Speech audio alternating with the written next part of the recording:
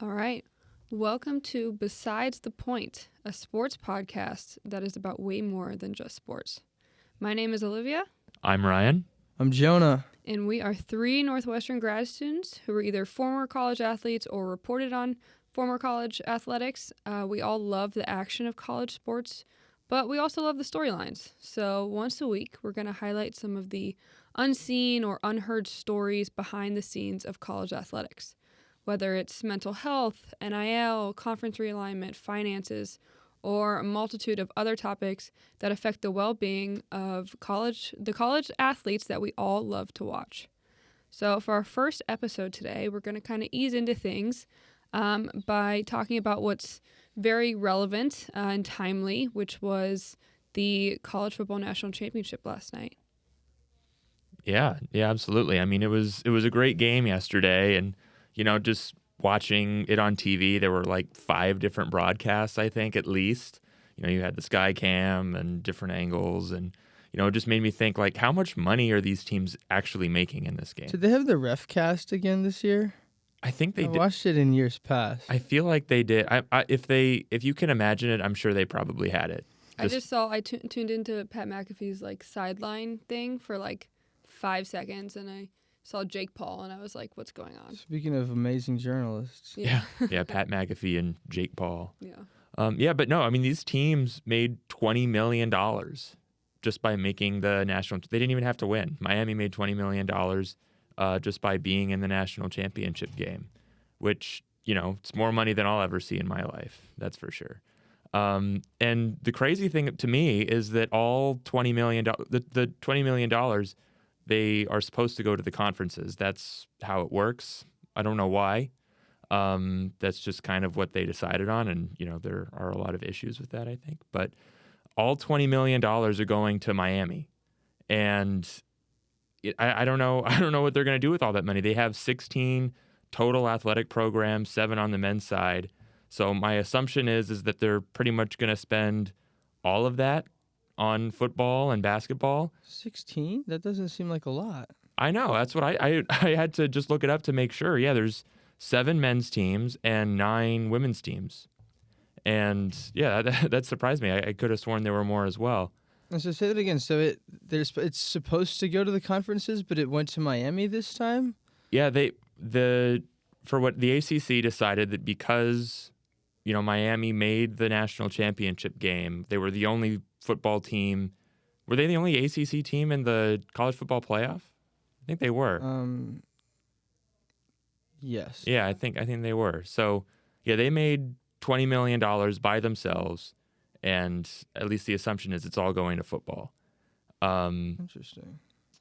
And one of the things that reminded me of is that, like, as I said, there are only 16 teams in Miami, but if you look at all of the ACC teams, all the programs, rosters, there are a lot of teams that are getting cut down every day.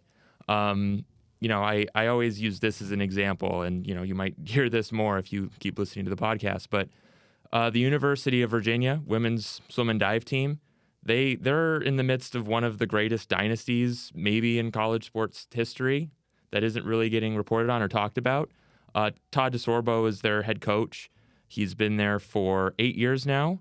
He's won the ACC championship in 7 of those 8 years he's been head coach. Wow. And now he's on a 5-year winning streak at the NCAA championships.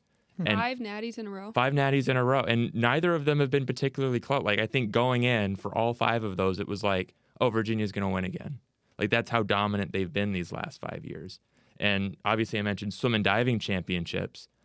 But starting this year, they are now without the dive team. So, half of, I guess not half of the points, but, half of the name at least is cut out of the picture entirely for them. So say that again. So they cut the entire team program in the midst of 5 championships in a row?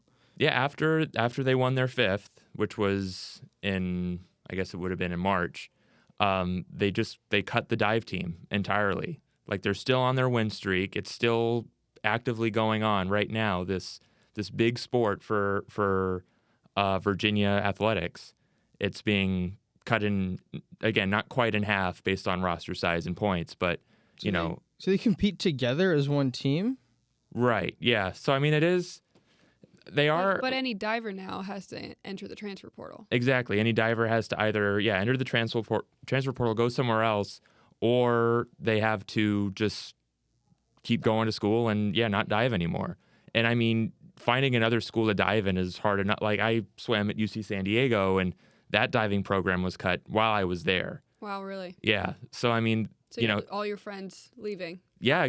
When I was there were like 5 divers on the team, and by my junior year, there were none. It just, out of nowhere, it really just disappeared completely. And, why? I mean, I'm sure it's complicated, but why is that? Money. Money, yeah. I mean, there's, especially for these mid-major schools, and that's one of the things I was going to talk about too. We talk about how teams like Virginia are losing their dive teams. What about these mid-major schools? Like, they have bigger issues than just their diving team. Like, again, I mentioned I swam.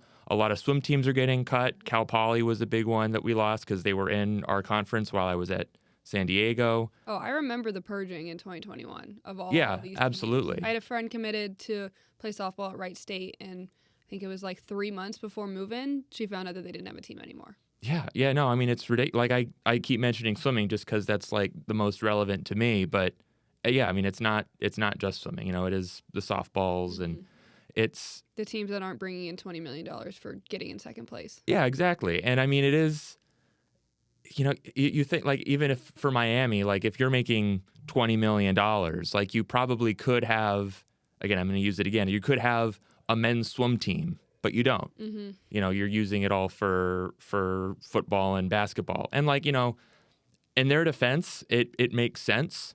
But at the same time, it's like, it sucks that that's how the system works, where it's like you have to feed more money into your football teams and your basketball teams for your athletic program to make money, whereas in years past, before house settlement and COVID and all these changes, NIL, you didn't have to do that. Mm-hmm. You could just keep all of these programs.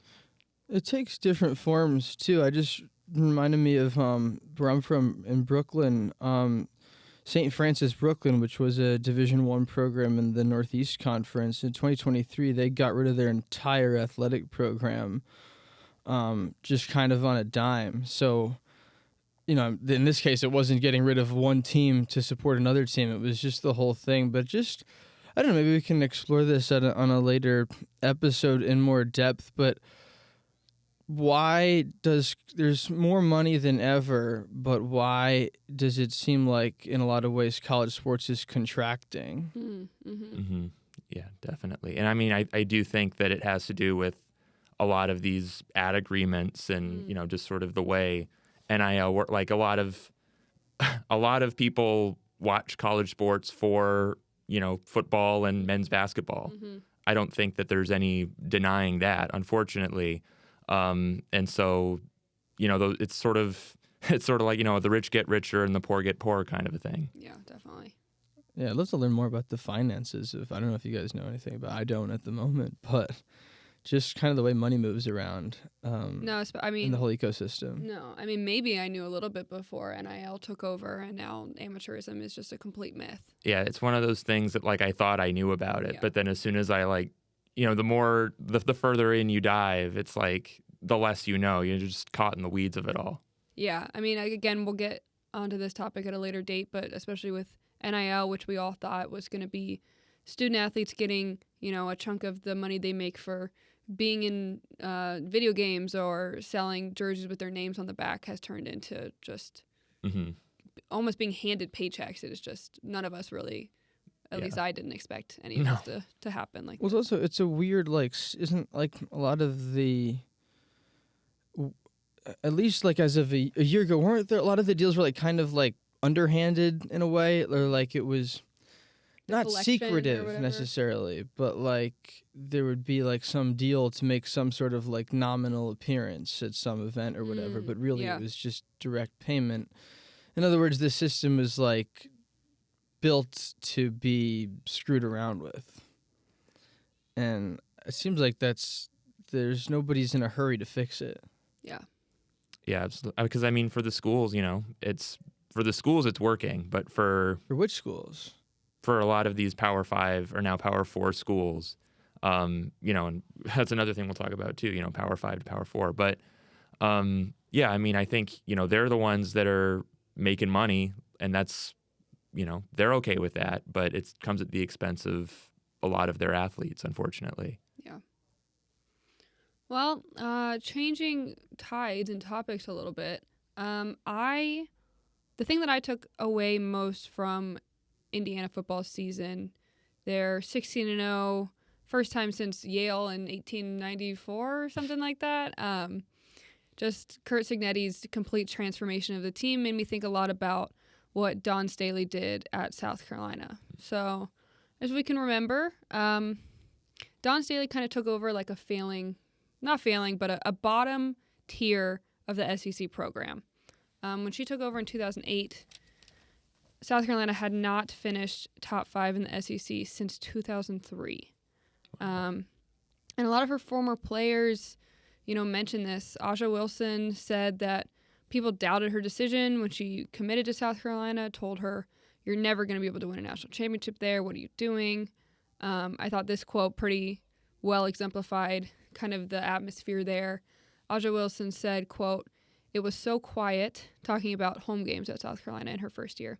"It was so quiet, you could hear shoe squeaks, you could hear the play calls, you could talk to people from across the sections and feel like they could hear your conversations. It was just very empty." Wow. Which is just crazy to think about now because we know South Carolina as this just powerhouse dynasty. Yeah. What I think about is the 2024 national championship undefeated team. That's what's in my mind right now. And what I thought was really amazing and really exemplified the kind of coach that Don Staley is that a former player, Markeisha Grant, said that she told players that she recruited in those early years, "Hey, you might not be the team that wins the national championship, but you will be the team that helps us win the national championship." And not only to say that with such confidence, but also to get recruits, some of 4 and 5-star recruits to buy into that and to agree to come when they could go somewhere else that might win a national championship this year. And then she stayed true to her word after their first national championship win in 2017. She sent replica trophies to all of her former players inscribed with the words, "Because of you." That's awesome. Isn't that amazing? Yeah. I thought that was so cool. And That is pretty cool. yeah, and I kind of been thinking about it, thinking about her accomplishments in the sense of like, this is kind of how I see Curt Cignetti taking the Indiana team. Although I think what he did is just on another level that I can't even comprehend. Yeah. I mean, 2 years at Indiana took them from 3-9, the first Division I football program to ever lose 700 games, to a 16-0 national champion. Right, yeah. A historically terrible college football team. Yes.